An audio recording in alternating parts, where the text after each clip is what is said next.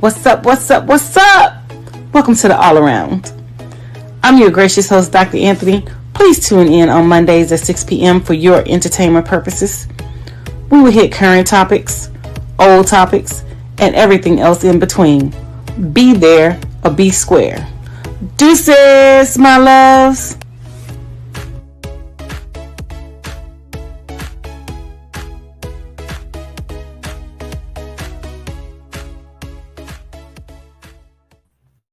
Hi, welcome to another great episode of the All Around. I am your host, your gracious host, Dr. Anthony, and we have an amazing show for you tonight. And we have all three of the amazing commentators here: myself, the beautiful Miss Ida B, and of course my producer, Marc Lee. Hi, Ida. You know I miss you all the time. Hey, everybody. Hey, everybody. I miss you. People problems. I'd be like, how can I make myself not look as black and as short? I said, Ida, you can't win both races. Just try not to look short. I just look more and more chocolate, and my teeth are so white. I'd be like, Ida, okay. Like I was just telling, I became the neighborhood community snitch. Somebody had left their door, and I be minding all my business, but I went on my little camcorder thing, and I'm like, oh, this thing do actually work. It picks up everything. Somebody left their front door open. Now this is how. Now tell me what this person is, white or black. When I called the non-emergency police, they said it was coming. By the time they almost got here, she showed up and she went in her house. Now is she white or black? Black. No, white. Really? Black people would have waited to the police and we would went through the house together. I ain't going because her door was left open for 8 hours. The door was left open for 8 hours? A Great Dane dog. She has this expensive dog. When she came to the house, that dog came on downstairs. My next door neighbor said, that dog ain't for the streets. The dog never left the house. I said, well trained. She's paid $1,000. I done left my door open. I sat right in the car until the police said, no, Pookie, whoever, gone in there. They said, we could walk through again. No, we ain't. And I stayed in a hotel for like a day. I'm like, how you live? And now I see outside keep opening her door, opening. Yeah, hey, Ida, I got a question for both of y'all because I know that the hostess with the mostest, and namely Dr. Anthony, is not the biggest animal person. I get it. She's allergic to animals and all along those lines and everything. But that being said, we had a holiday parade, and I saw what I think is one of the most amazing things of all times. And it wasn't a dog, but we have a group that does bike derm, so it supports bike riding in the area. And I'm all about exercising and biking. Used to have a bike myself and everything. But I saw on the parade, I was watching it on YouTube, not on regular being in the audience and everything. But there was a member of Bike Derm that literally had on, I think it was his left shoulder, this had to be the most highly trained cat I've ever seen. Because if you go parades, you know that literally there are kids, there are yelling, there's screaming, there's bands.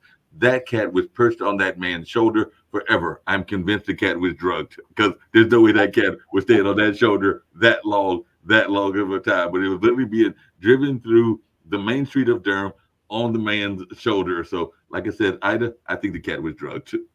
Yeah. Oh, I think the cat was stuffed and was just sewn on to him. Because you be like, cats. Me and my friend had a cat, and they do what they want to do when they want to do. And outside around people, yes, nah, not on my watch. Nah. Yeah, they can have that because we ain't doing none of that. You can be outside because there's a cat that actually lives in this neighborhood, and it comes in my yard all the time. It walks on my truck all the time, and I try to beat it up all the time because I don't want it in my yard. Because I'm allergic to pets, and I just don't want it in my yard. So I was looking out the window the other day, and I saw the dang old cat on the fence, and I went out there and I was like, "Get your!" Because I don't want to feel like it's comfortable in my yard, because you're not going to be comfortable in my yard because the neighbor feeds the cat. The neighbor got a neighborhood stray cat, and because my friend used to have all the strays, and he sits out on my stoop until I come outside and feed him.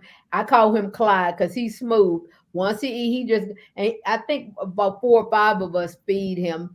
And I said, "Oh, I don't really care for cats." And the cat says, "So what? Just feed me. I'll be done."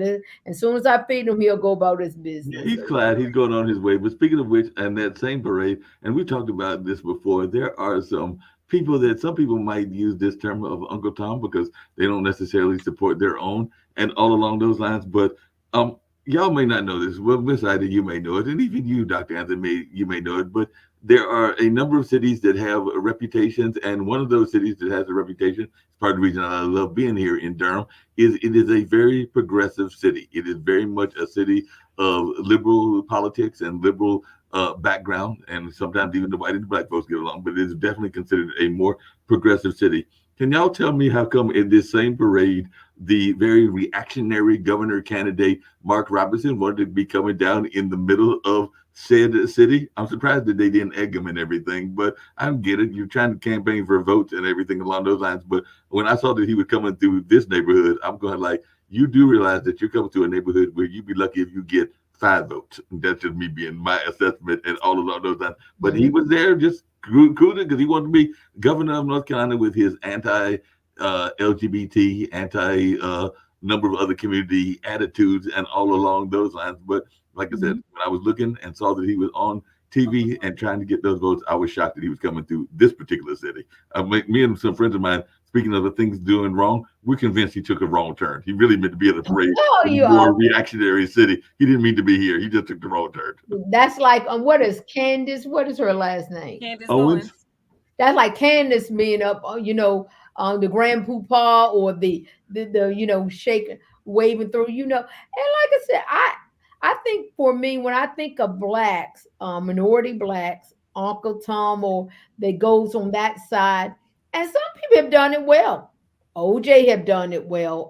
Candace Owens have done it well, and these people you could tell they're going to be a ride or die. I always think of the Dave Chappelle skit where he was a blind black person. He thought he was white and he hated all the black people. And when he showed up for the KKK meeting and he was going to be their grand poobah, they was appalled and nobody had the heart to tell him that he was a black Negro or a ninja. But I think when I watch, and I seen Herschel Walker, and I done seen people, I think black people we will play the game, and sometimes we know these people are really like Candace on. She's really over there now. She sort of started playing like Silk and Diamond. Those two black women that was under. I was on the fence. I said, and I think some people just want to be famous, and very few blacks. And you think of whites, Gary Owens, Eminem. You got very few white people that can come to the cookout that is and I think it's just a strange game to play. But Donald Trump have created a playlist because what we learned for sure, white people are going to vote. Period. They are going to vote. But I don't see white people despise each other, but they were band together to vote against one of us. And where he's screwing up. What's the one in South Carolina that's running for Tim Scott. president? Tim Scott. Oh, he's not running anymore. He suspended his campaign. Oh, okay. Oh, right. And when they do mess with us, they like the bright skinned black. They struggle with the chocolateness. And so when you think of OJ and you think of the trophy and you think of blacks, and I think when we get into the politics, even if we didn't want to be Democrat, we can't go Republican. The white folks ain't going to allow it, and it does not make sense, right? Now, like I said, yeah, go ahead. But like Candace always made her a lane. Kevin Samuels she tried it with the Democrats, but the Democrats but it wasn't nothing in it. Exactly. That's what I'm saying. So she tried it with the Democrats, but the Democrats didn't buy it. But then when she started dissing black folks, then the white people jumped on her bandwagon. Now that she dissed the Jews, now they done called her ignorant. They done called her all kind of things. They done put her in a place that there's no place for her. But as long as she was dissing black folks and talking about black women and black men and this, that, and the other, she had a seat at the table. But now she's talking about Jews and what they should and should not be doing to people over there and the genocide. She no longer has a seat at the table. They're with her. Well, they handed Nick his bottom, his behind part. You remember Nick got very comfortable, and That time he was interviewing that guy from Public Enemy, what Colonel such and such, and so, we know our white counterparts are always watching us, and we want to see. And Good. every now and then you dip your like and so, like I said, you watch. And I think for me, I think unfortunately my take, black people don't care about politics, which is odd because we should care about politics. And should I be a I Democrat? think they do care about. I think it's a certain number of black people that care about politics, and it's also a certain number of black people that don't care about politics. I think the ones that I don't care think about it's a large politics, number don't care. right? You But know, I think the ones that don't care about politics is the ones that can't vote. So they're out here spreading this stuff, this nonsense about your vote don't count. Yeah, your vote don't count because you can't vote because you have a felony, player, and your vote don't count. And then in some of the places they get restitution and they can go back and vote after so many years or whatever. But it's just a broad understanding of understanding how the voting process works and understanding. And I've talked about this on the show before and things like that or whatever. And since you brought up politics, there's this black guy talking about he's with Black Lives Matter and talking about that he doesn't support the Democratic Party, he supports Trump. And come to find out, his ass was a lie, and he's not with the Black Lives Matter, and he's not basically with nobody. But they're trying to throw any and everybody into the ring so that we will go against what we believe in. But for the life of me, like I've said before, I can never understand why a black person would vote Republican when we have already known that when they say law and order. That what that means is we're going to police the black people more. That's what that means when they say law and order. So for the life of me, I can't understand why a black person would stand next to a Republican like Tim Scott and be, shamed within his own right and vote Republican. I'm not saying that you have to vote Democrat, but why would you vote Republican when you know that you're voting against your own best interest? Just like when they talk about, oh, Trump's a genius, Trump this, Trump that. Trump is a damn criminal. Trump is an idiot and he's a criminal. And y'all out here talking about, oh, he's this and he's that and the black man standing with Trump. Hell, he didn't even want to shake Tim Scott's hand on national TV, and Tim Scott is a freaking Republican. And you over here talking about, oh, you support Trump when this man, has purposely been negative towards black people ever since the 60s, never wanted them in their housing, never wanted them in the projects in their apartments, and the Department of Justice has always brought lawsuits up against them. They have lawsuits up against them now. Jared Kushner, his son-in-law. You know what I'm saying? So for the life of me, I can never understand why a black person would vote for those people.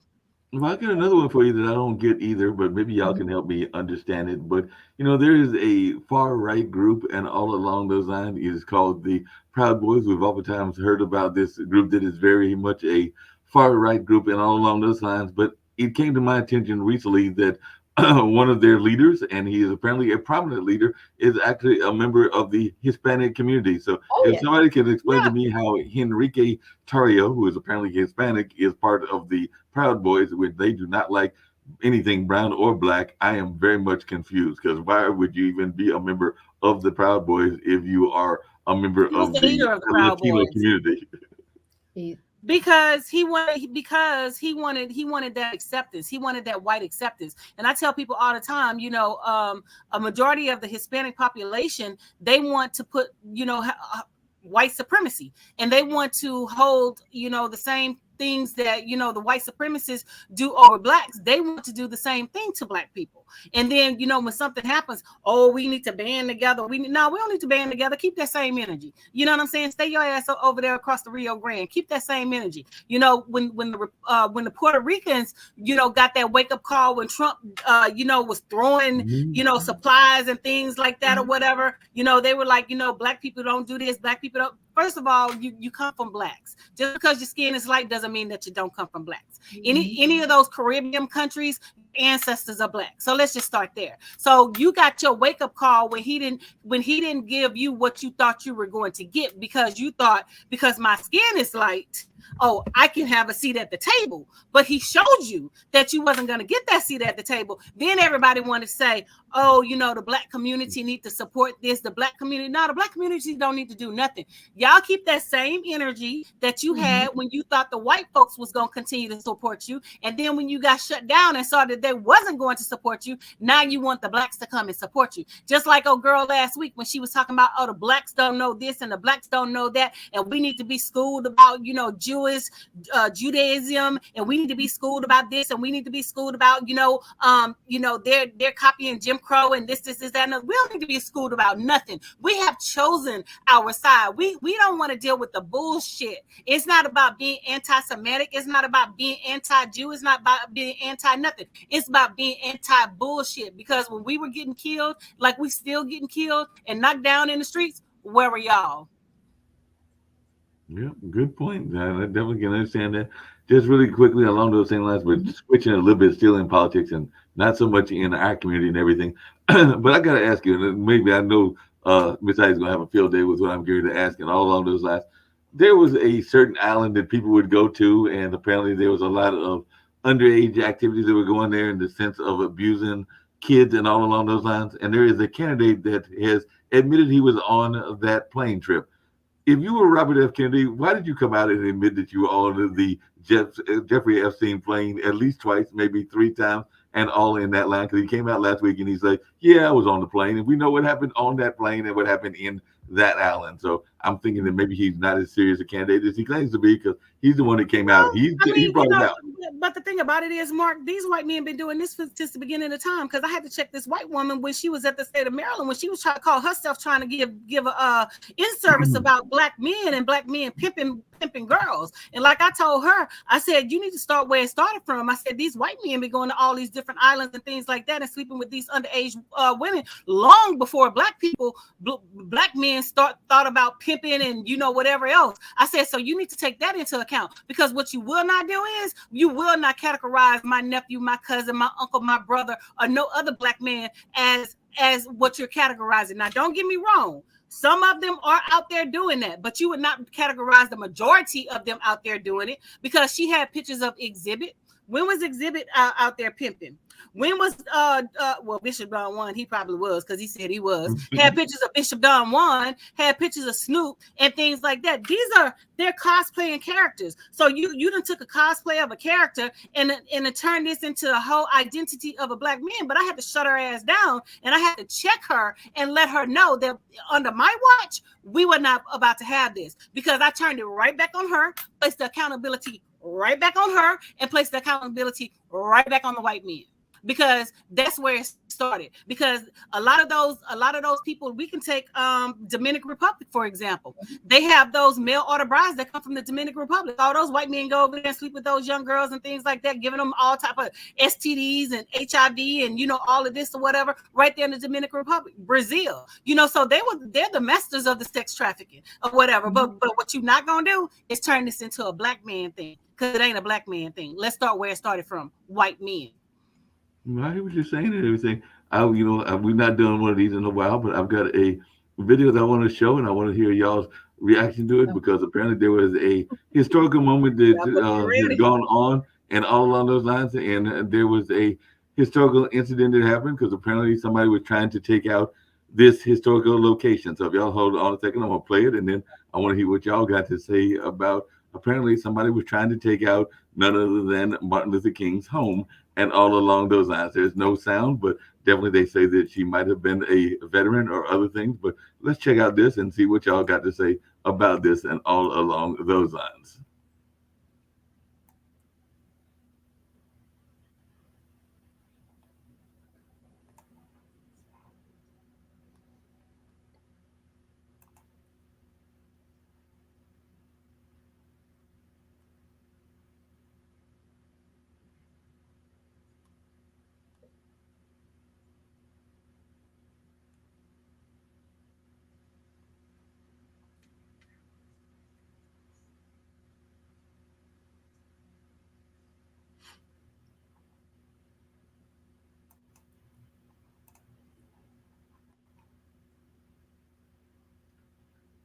That's the milder version, but what I had seen, and I don't know if y'all heard about it, but there was a woman that apparently tried to take down Martin Luther King Jr.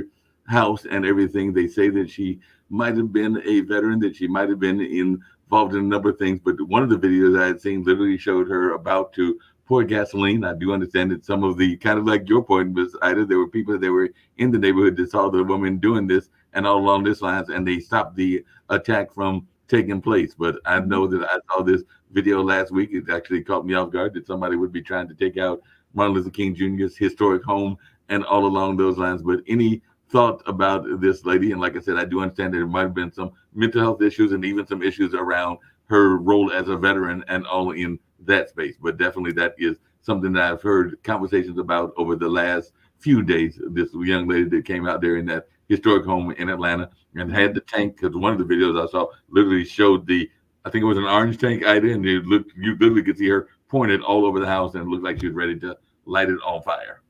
Well, when I think of mental health, have nothing to do with racism. I have served. I've worked in law enforcement, and we all agree that one is a learned behavior, and sometimes it's a chemical imbalance. And when I joined the military, I was surprised how the military perpetuated racism through enlistment to officer, through ranking. And so what the government does is it allows us to operate that in a more COVID ranking system, bands of brother. And and so I always like how when something goes on white, black, or first thing that let's see if this person was a veteran. The person could have been in reserve for 2 days. They could have served a week. And so as a veteran, it's offensive to me because, they imply all veterans have some mental health issue. They got some PTSD. I'm part of a group called Veteran for Veteran. And quite often the military determined these people had issues before they put on that uniform, and they just couldn't weed everybody out. Um, every time I think there was a shooting in Las Vegas, and the guy got mad because they wouldn't hire him at the university. Um, and when you think of racism, racism was in the Bible. Racism, classism, sexism, anything with ism is going to be a problem. You're not going to be able to eradicate that because the nature of how we are built as human beings, we have to, as long as I hate you, that keeps me from hating me. It makes me feel good. Even the poorest white think they're better than the most educated black. Right. So I even all these conversations we always have, I always look at the root. When people talk, the first thing I look at, let me see where you came from. Let me see your mama and daddy. Let me see because a lot of Dr. A and I have these conversations all the time. A lot of stuff we were taught, we had to reject when we became adult. We said, "Mom, Dad, that look crazy. They ain't gonna be able to go along there." But as being reared into that, and all it takes is a deficiency. Oh, I didn't get that. I used to say the white hates the blacks hates the Mexican hate the African, and we could break these things down into category. But then you would say to them, "Well, Harpo, name this white person done something to you." Like we could see clearly. When I think of Donald Trump, I don't think of this man as a racist. I think of this as just a rich, spoiled brat. When you look at Donald Trump before he became president, Donald Trump interfaced with a lot of well-to-do black people. Donald Trump didn't want to be a Republican. He just wanted to win. And he figured, okay, let me go over here, blah, blah, blah. He talked about in 1986, anybody that would vote for him would be stupid. So, but And once, that's why he went to Republican, and he stated that. but he needed Right. but Yeah, and when that's you what he stated. when you think about the 1% or the 5%, you have some people, Donald Trump, Martin Luther King, Obama. You got people that are so unique, like a unicorn. They have a playlist and nobody can follow. See, the problem with the Republican and other people now, they're trying to be Donald Trump. Donald Trump ain't even Donald Trump. He's a puppet. He's being held up by all these entities. And so it can only be one crate in the room, and he got that. He said, and so And so it's a narrative that we constantly play. But I always say to Dr. A, when we talk about these things, no, about we don't, Black people, we don't have in-depth interest about things that impact us. We should. I would sit there and I would talk to my friends. They forced me to know who Charleston White, all these slap leg things are not really it's trending. But it's impacting our community. And we play an ongoing part in, we just want to be entertained. But along the same lines, well, one, I'm gonna play the better version of the video with audio from our fine folks in Atlanta, so y'all can see. Oh, we The don't one have to. actually trying to burn down the building and all along those We lines. don't have to. We don't have to. Okay, we won't No, have to. because I wasn't even gonna bring it up, because it was a Black woman. I wasn't even gonna bring it up. I mean, whatever her reasons are, her reasons or whatever. But I wasn't She's gonna a give her no Black attention. female veteran wanting to burn down a Black historical leader house. Right. No, but along the same lines of what you just said, Ida, there is a state that is very much a reactionary state, and apparently is getting some pushback, and I'm sure it'll get more pushback. But apparently, there are several churches in Florida that are offering African American history lessons during church services. So maybe that's what we need to have more of, is these kind of pushback to some of the reactionary rules of what's going on in that particular area and all along those lines. So there is definitely some folks that have been having conversations about that as well. At the end of the day, Mark, what it all boils down to is you need to teach your children at home. That's what it all boils down to, because the public education system is not a system to fully educate your child in the vices and verses of things that you think that your child needs to know. All those things that you think your child needs to know, you are your child's very first teacher. You need to teach that at home. You know what I'm saying? I'm not saying that what he did was right, because I totally disagree with it. But at the end of the day, if you want your child to learn certain stuff, like I want my nephews to learn certain stuff, I go over with them at home. I teach them at home. So when I'm at home, we're doing something. We're reading. We're looking at something. We're listening. So they're being taught in the home as well as in school. They can get the white person. They can get the white version of whatever, but they're gonna get that sister girl version from me at home. Does that make my you responsibility? But Dr. A, quite often, I think you are the exception to the case. I don't think the majority of our African American parents and ancestors have done due diligence to the next generation. You probably came out with the Malcolm X out of your womb. You came out and said, Black people, where you at? You came out with that love. But when we get down to the reality of it, sometimes Black people don't even know what being Black means to them. From American, like you said, when we have these uncomfortable, why we had to have Black History Month, we had to have Black History Month.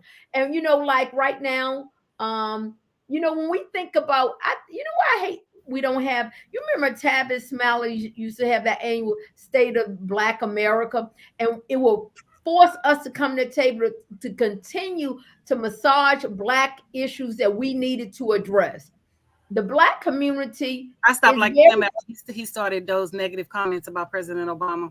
Him and Cornel West. But like you said, he went, because nobody's perfect. He derailed. But we need a leader? No. But we need to be able to land consecutively when it comes to education.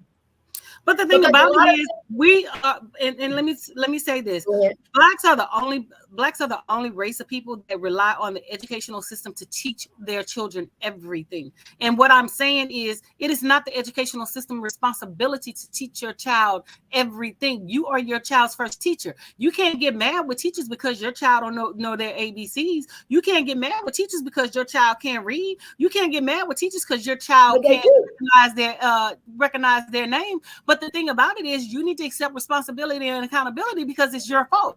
You, without beating the streets and doing whatever the hell you was doing, without sitting down with your child, without even picking up a book and reading to your child, without even going over the alphabets with your child. So when your child come to kindergarten and your child is behind everybody else and you mad at the teacher because the child can't write the name, don't know ABCs, don't know nothing, I bullshit you not.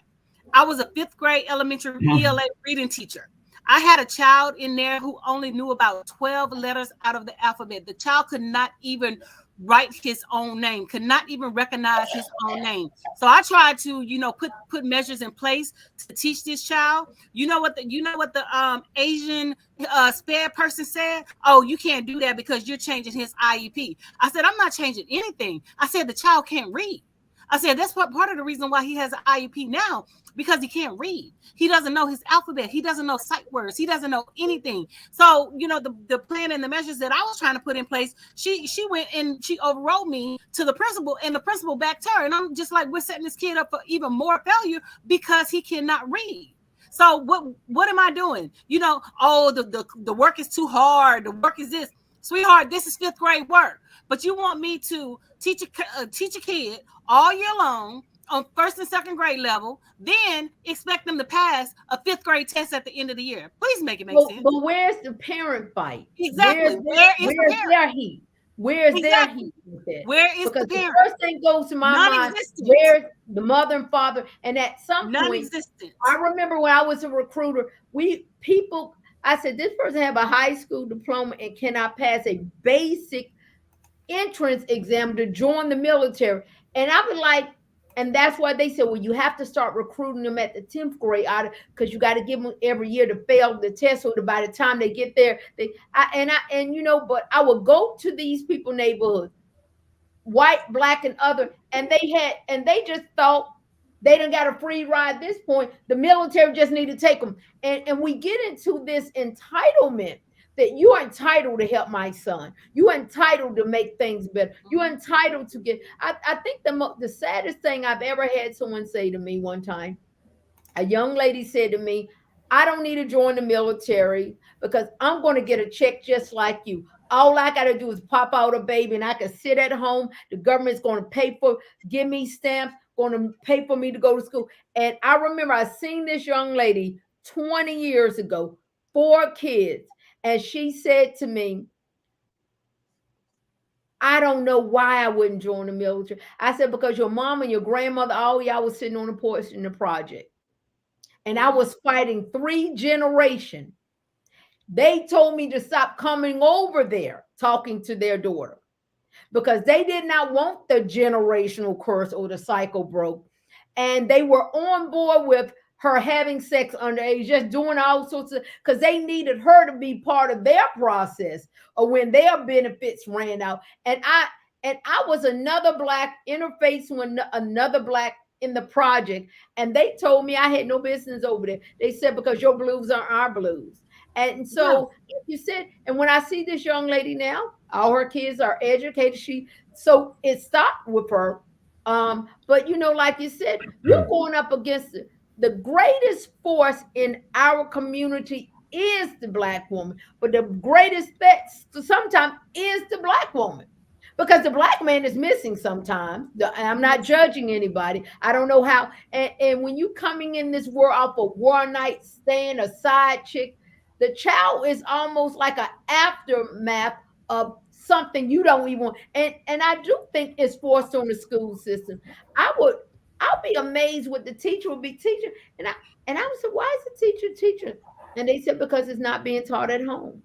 No, I mean everything because they force everything on the educators. But just to go back to that generational curse and that generational poverty, all of them had a problem when Bill Cosby was like, y'all need to get out the project and y'all need to do X, Y, and Z and y'all need to do this and you need to better yourselves. Everybody, he coming for the black community. No, he's just telling you that you need to get up and you need to stop, being codependent and you need to stop being, relying on the government for, whatever. And this and the other, and get yourself out and get out of that mindset and break those generational curses and break those generational bondages and move forward and do something better in your life. I mean, it's so appalling that, even when I go back home, I still get, oh, you think you all this and you think you all that. I've always thought I was all this and I've always thought I was all that. You're just now taking notice to it because, we're grown and you see me on Facebook and you see me doing whatever. But I've always been who I am. I've always, worn good clothes. I've always done,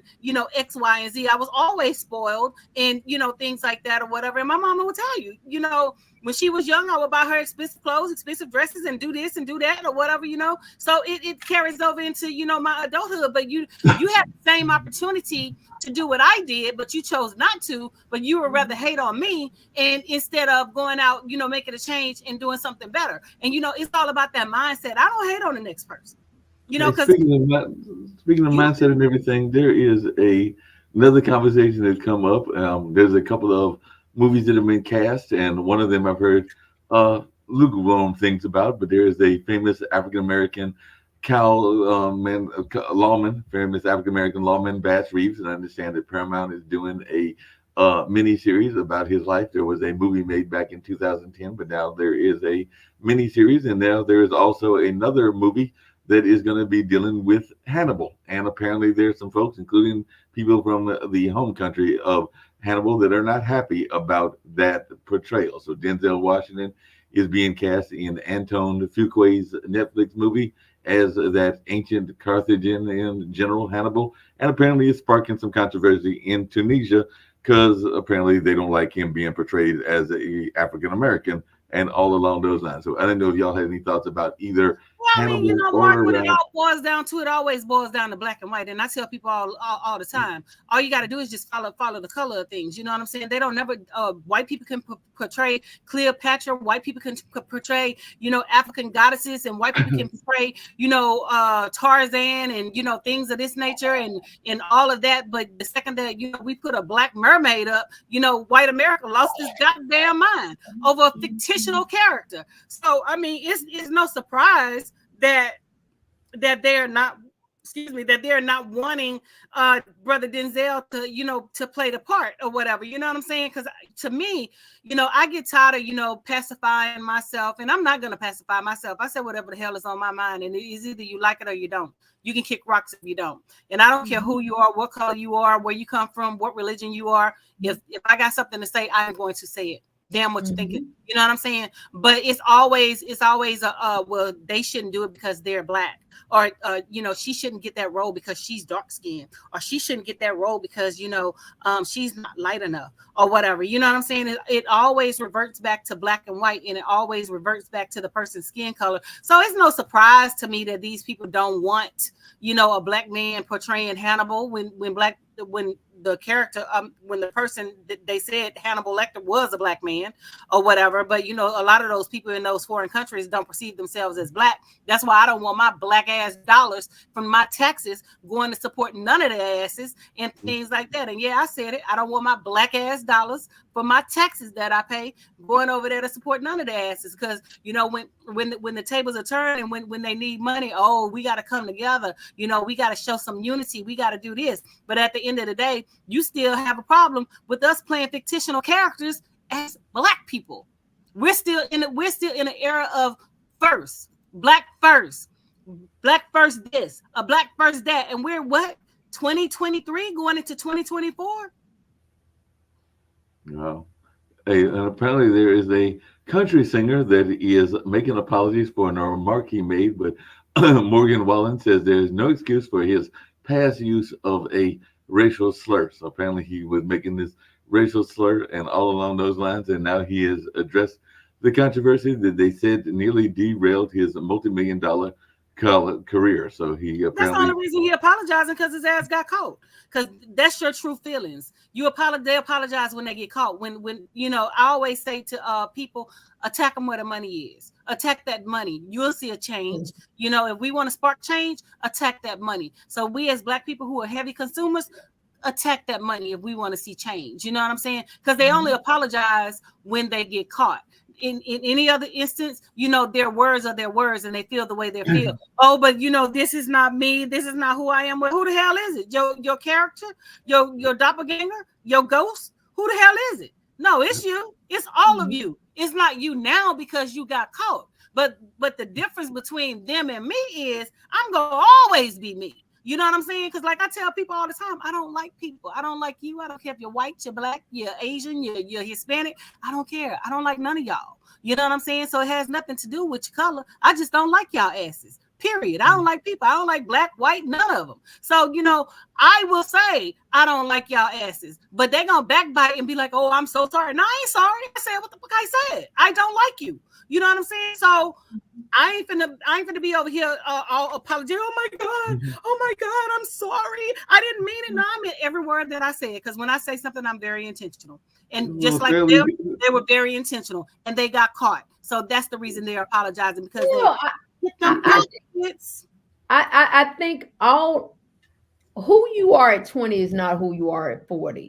And depending, no. And so, oh yeah. Oh, and so I think sometimes, like I said, I think who does all of this best is Beyonce. Beyonce don't ever respond to anything. And some, but then also, like I said, this is the era of viral. Mm-hmm. How and even with Robert Kennedy, sometimes Oprah was the only person I seen did it best. Oprah would tell on you herself before you had the opportunity, because she had a platform. So, sometimes people say, well, why are you telling it? Well, it's going to come out and I want to get in front of nigga. We didn't even know who you were. Now we're talking about you. Well, that's what I want. So, you always look at the motivation of you remember in 2 years ago, I think around COVID, when the former governor of Virginia did Michael Jackson blackface and all of that, and he was very apologetic of it. This happened when he was in the 1986. He was in college, and that we just let them do whatever they want, and then a lot of things have happened.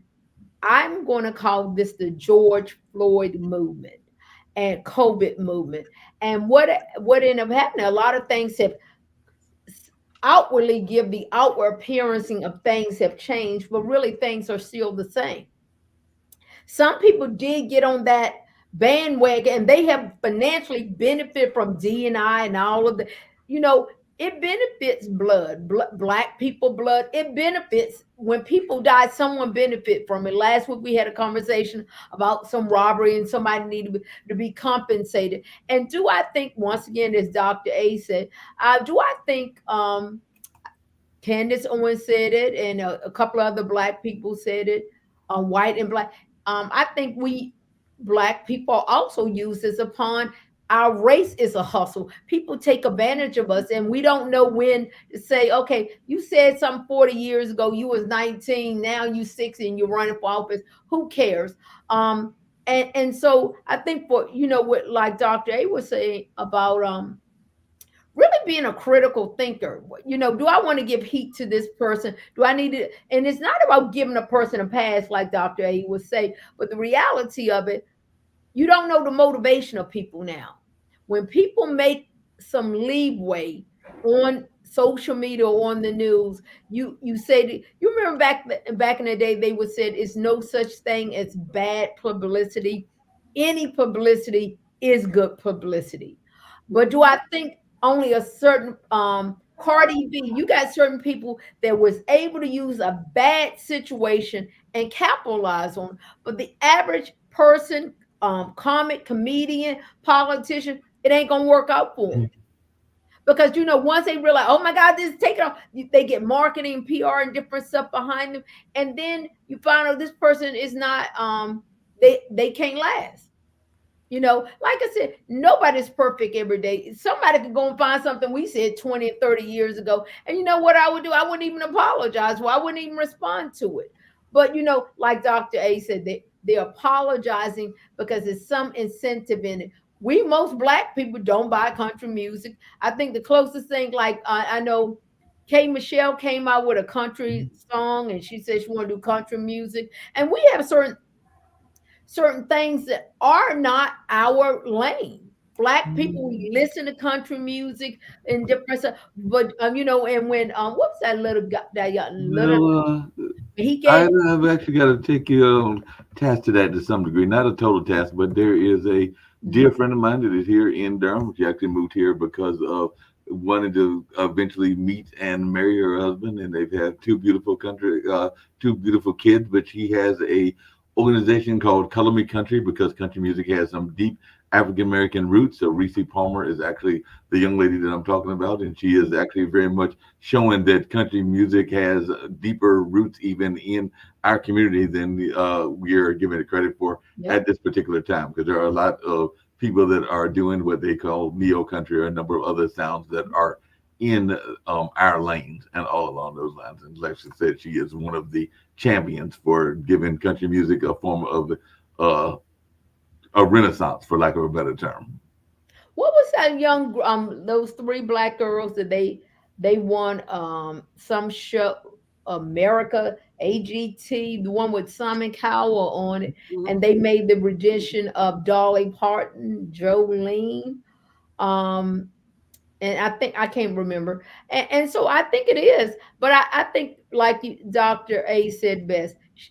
I call Dr. A Papa. I am who I am. I am. I've been that since Levi. And but I always say the Dr. A's of the world are unique Right. because they will stand 10 toes down. Most people will back down when push a little resistance.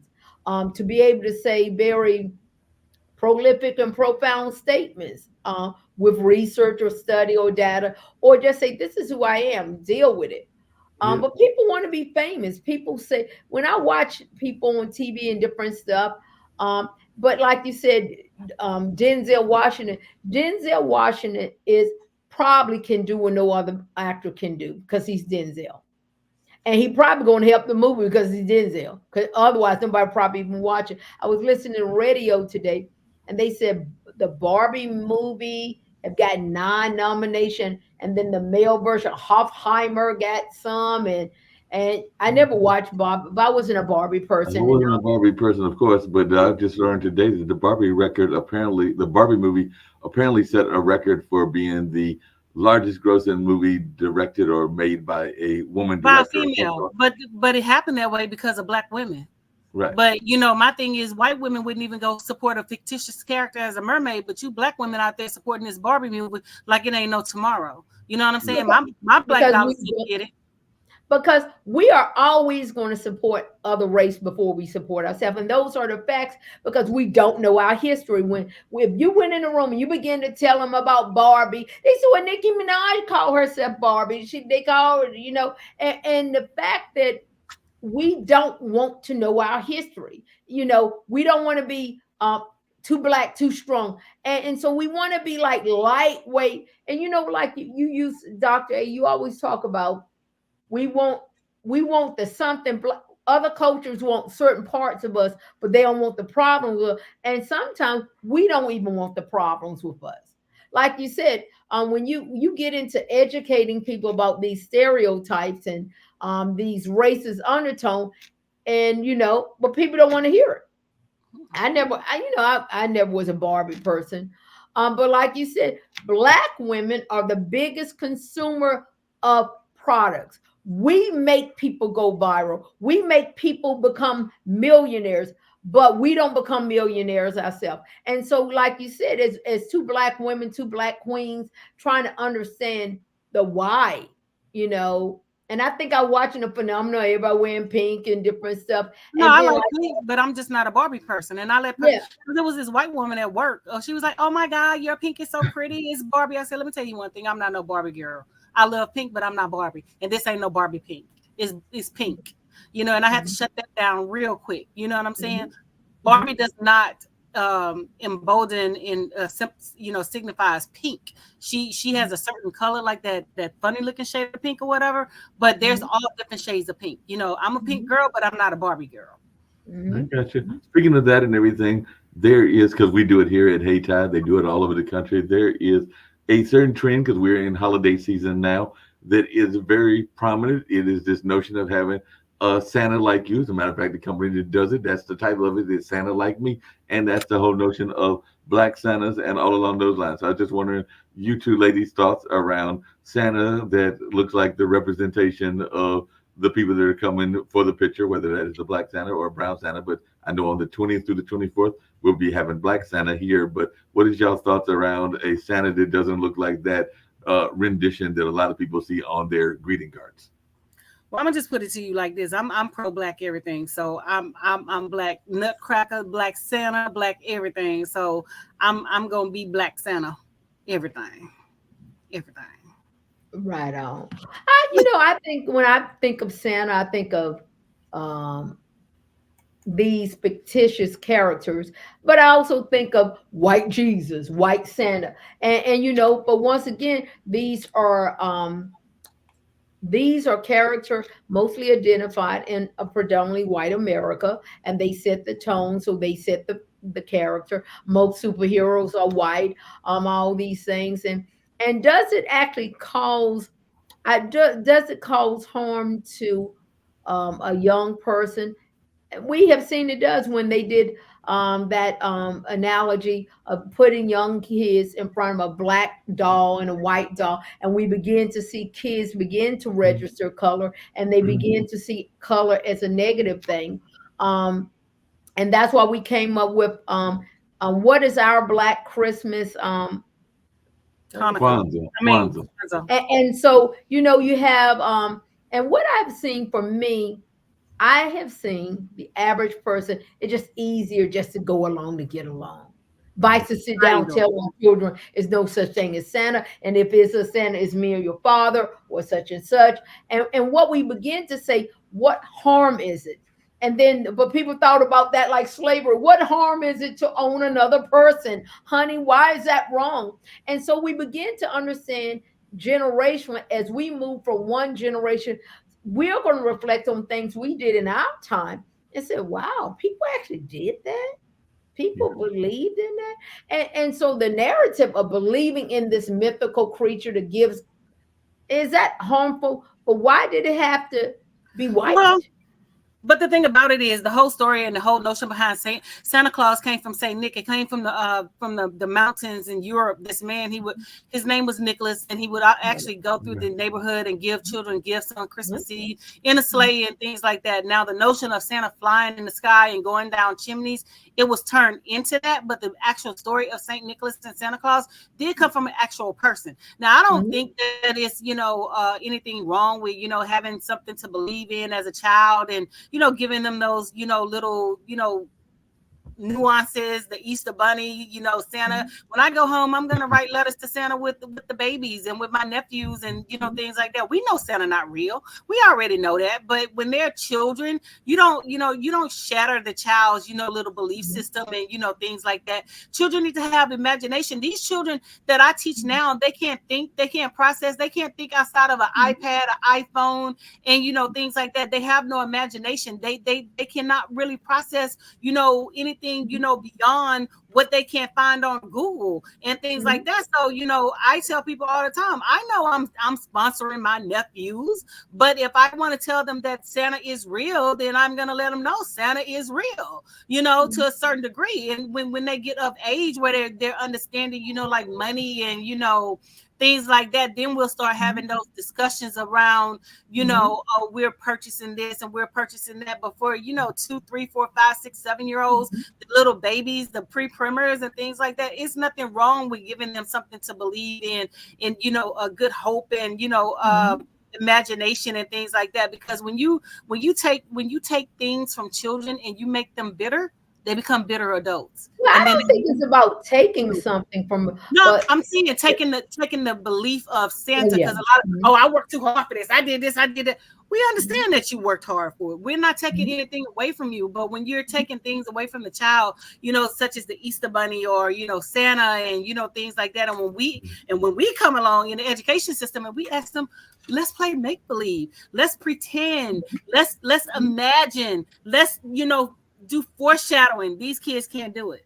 You know what I'm saying? So But what Santa, I'm saying is Santa's white, Jesus white, the angels are white. Santa can be Um, whatever color you want him to be. You know what I'm and saying? like My you Santa is said, black. My Jesus is yeah. black. No, I But hear what like you're you said, saying it's and about everything, make but believe. What you said? I was going to say to even Dr. Anthony, to your point and everything, I think that I mentioned to you off camera before we started and everything. That's one of the rules that we even do with the road to the Apollo, because we will not boo the kids, because we are actually trying to encourage the kids to participate and to not have that ego shattered, because we know kids at a very young age can have that ego shattered. And I want to say that that's a rule that the actual Apollo in New York also recently No, initiated but they need as their ego well. So shattered. definitely. And let me tell you why. They need their ego shattered. Okay. And this is a life lesson. We have to teach our children life lessons. We have to teach them that everything that they do, they're not going to be a success at it.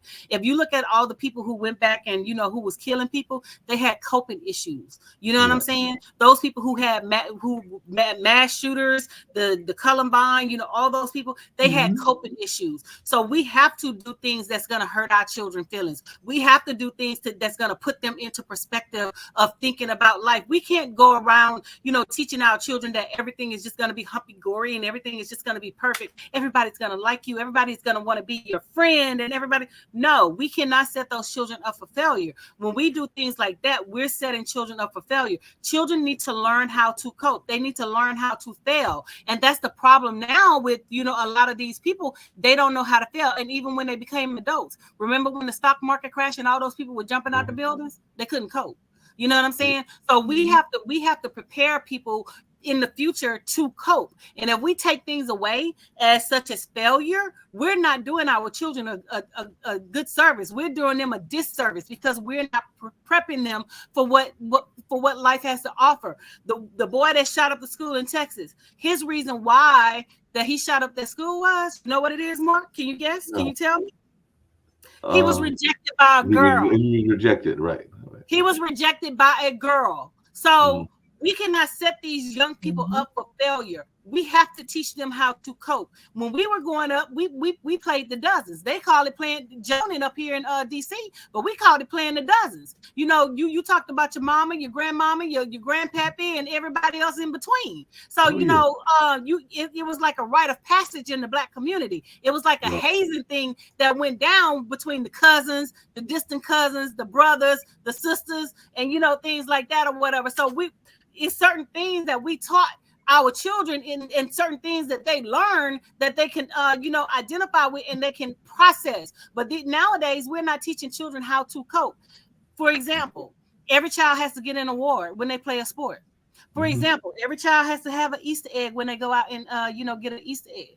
You know what I'm saying? So we're not teaching our children how to fail. And that's one thing about life. We have to teach them how to fail because life is not going to be positive for everybody. And I'm not saying go out and, do egregious things, but we have to teach our children life lessons that, hey, you're going to be told no. You're not going to get the job. You're not going to, be successful at everything that you do. I learned through, trial and error. I didn't get jobs because I look like me. You know what I'm saying? I didn't get jobs because other women didn't like me, so I didn't let that deter me. But if we're going to allow children to, go through life and think, oh, hey, just because I went to this company, I'm going to get hired because I applied. Although I don't have the skill set to work at this company, I still believe that I'm going to get at this company. Prime example, Ida, you mentioned the man who shot up in the school in Las Vegas. Maybe you were a professor at a different college. Maybe you did teach at a different college.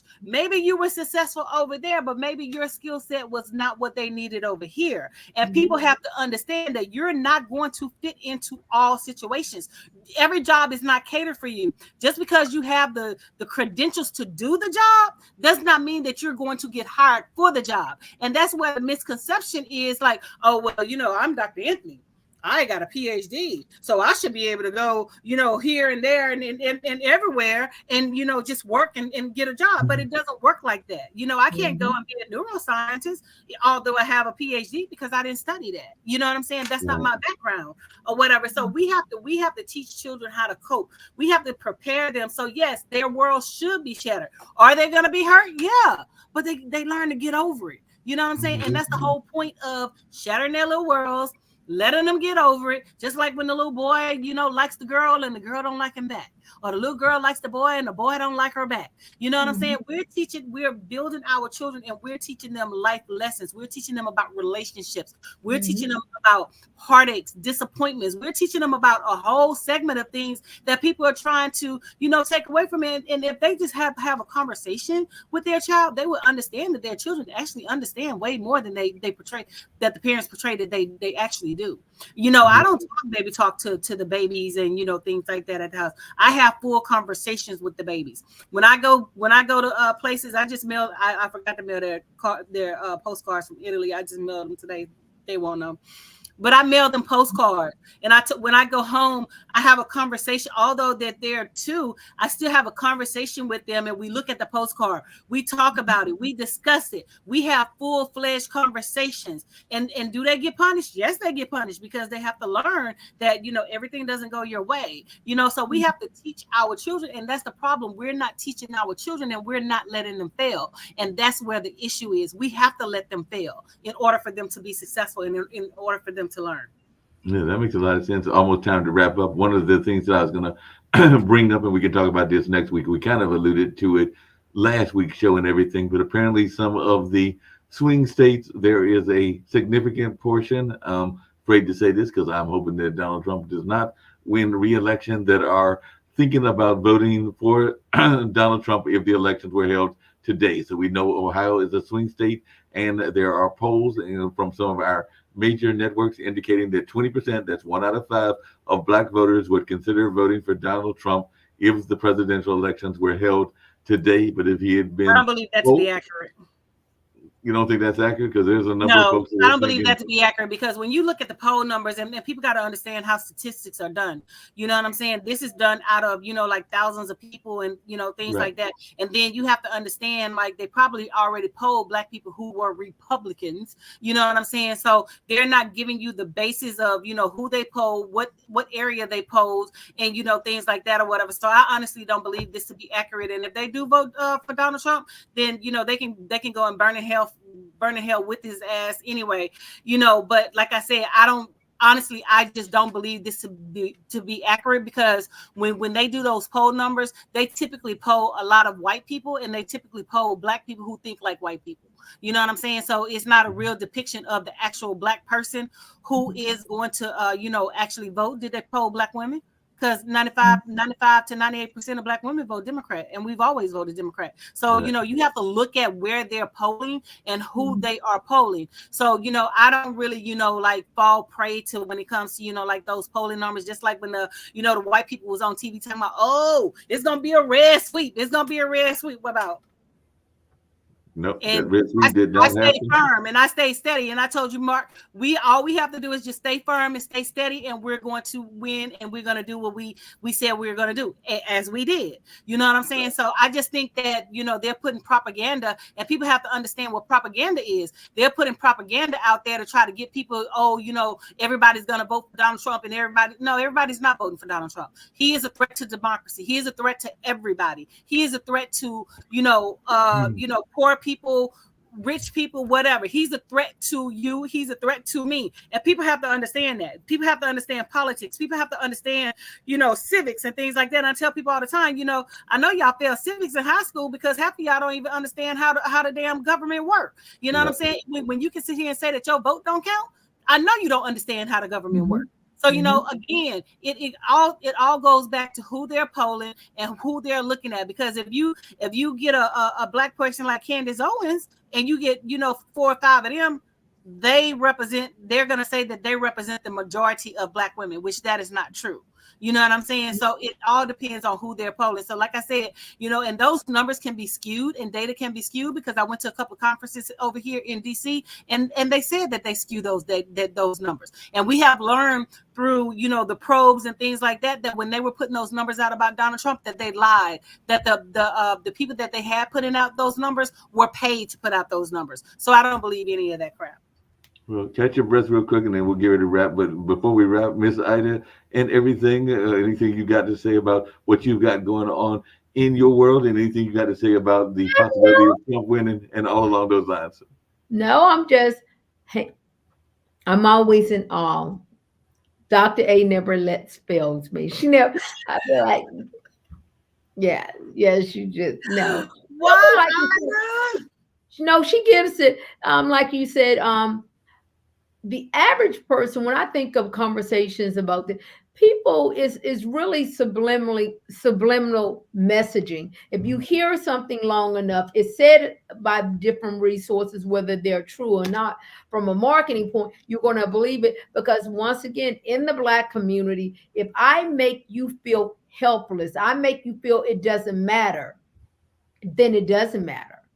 So if I begin to spew out things, and think about just in life, and when I coach and help people, I'll be like, well, your thoughts, you got life and death in the power of tongue. Your thoughts begin to manifest, and you have to guard what you watch and hear and stuff, especially not if people are gullible, but people really do look at to social media, the news, and the government to tell them what to think.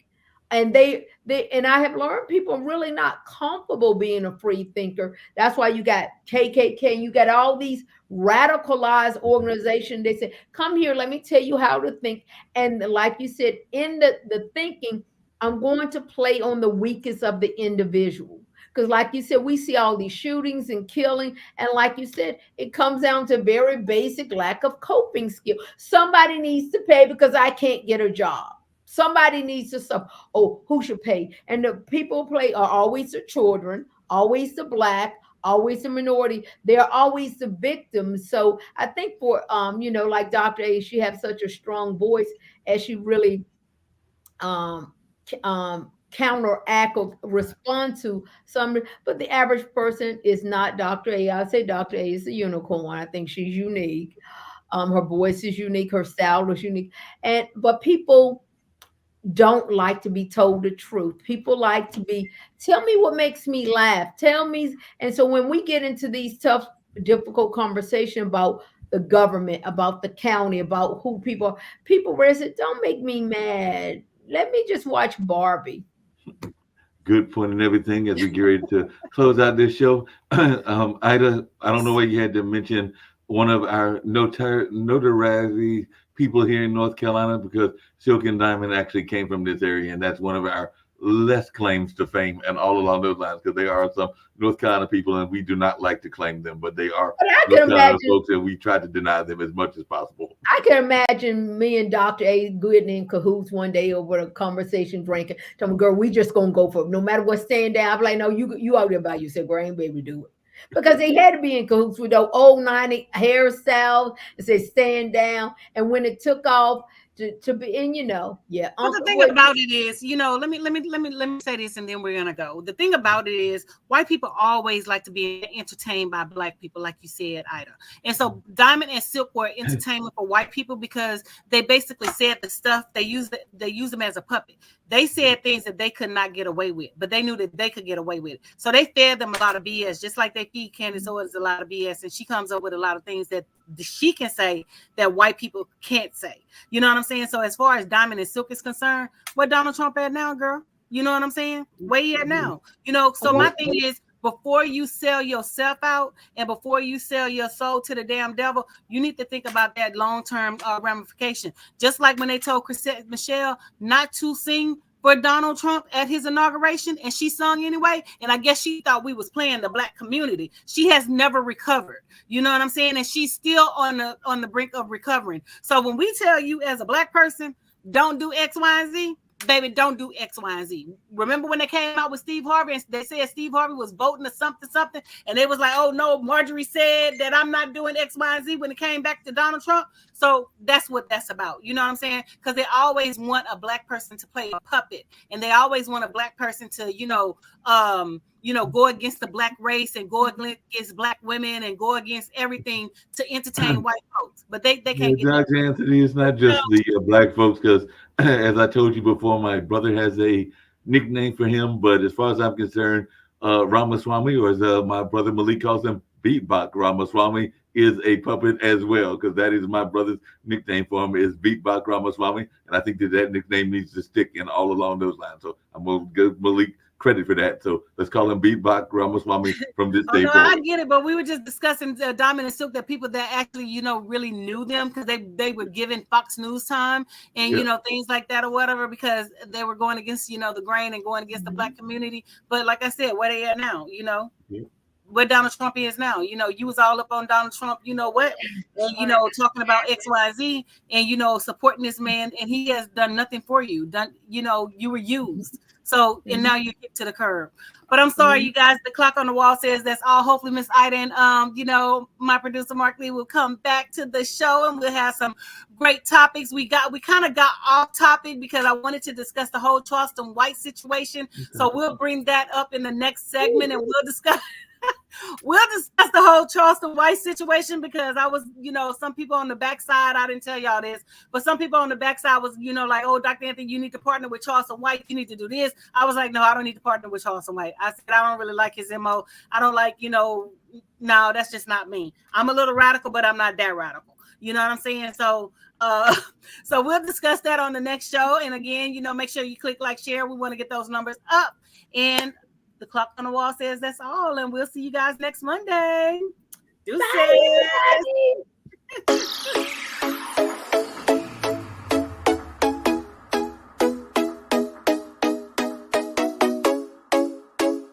What's up? What's up? What's up?